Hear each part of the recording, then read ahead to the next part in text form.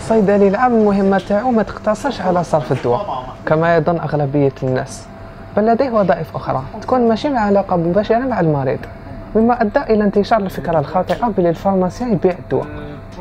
بين الأماكن اللي يقدر يخدم فيها لو دكتور فارماسي سي لوفيسين أو ما يسمى بالصيدلية.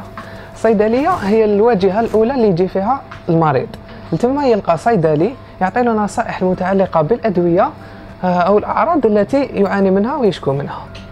لما يقوم الصيدلي بتقديم الأدوية هو لا يقوم بتطبيق مباشر للوصفة، بل يقوم بتحليلها لرصد أي تدخلات بين الأدوية أو ما يسمى بليزانتيراكسيون ميديكامونتوس. التكوين الجامعي لطالب الصيدلة لمدة 6 سنوات يجعله أكثر كفاءة في العمل في الصيدلية ويعطيه خبرة في استغلال واستعمال الأدوية، لأننا نهتم بمرضانا، لأننا نهتم بكم.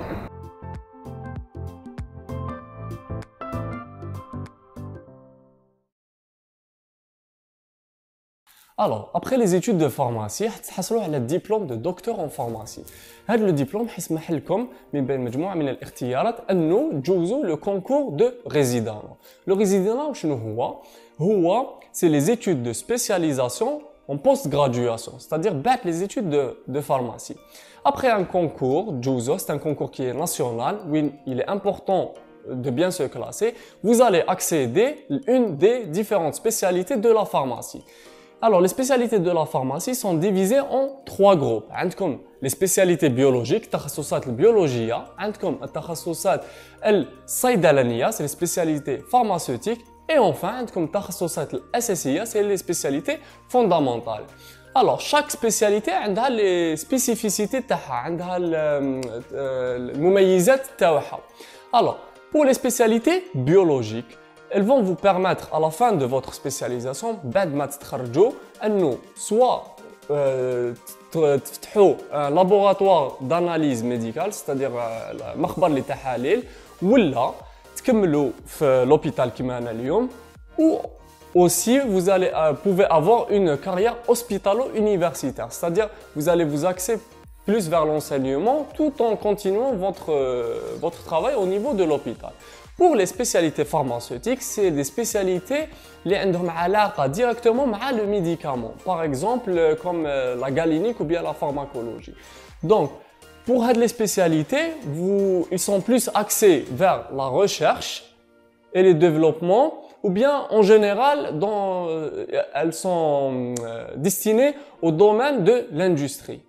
Et pour le parcours, il est similaire un peu aux spécialités biologiques, c'est-à-dire soit à la fin de votre spécialisation, vous allez vous axer vers l'industrie, ou bien vous allez pouvoir intégrer un laboratoire de contrôle des produits pharmaceutiques, ou bien vous pouvez vous axer vers l'hospitalo-universitaire.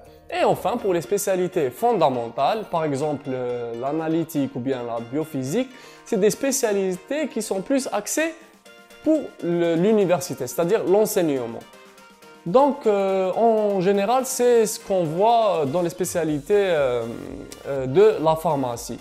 Alors, pour le cheminement, c'est-à-dire les différentes étapes qui vont vous amener à ces différents débouchés, après l'accès au résidenat, vous allez, en fonction des spécialités, passer entre 3 et 4 ans exactement de spécialité. Après cela, vous allez passer votre service civil qui concerne certaines spécialités, notamment biologiques. Après cela, vous allez passer votre dernier examen de spécialisation, c'est-à-dire c'est le dernier examen on va dire, de votre vie, qui va vous donner accès à soit le privé, c'est-à-dire ouvrir votre labo d'analyse médicale ou bien travailler dans l'industrie. Il s'appelle le DEMS. Ou bien vous pouvez continuer le milieu hospitalier. Vous avez encore, après cela, après le DEMS, encore un autre choix, les HOA, accéder à l'hospitalo-universitaire, c'est-à-dire enseigner. Et pour accéder à ce niveau-là, il faut passer le concours de maîtrise. Donc, globalement, voici en ce qui concerne les spécialités du résident.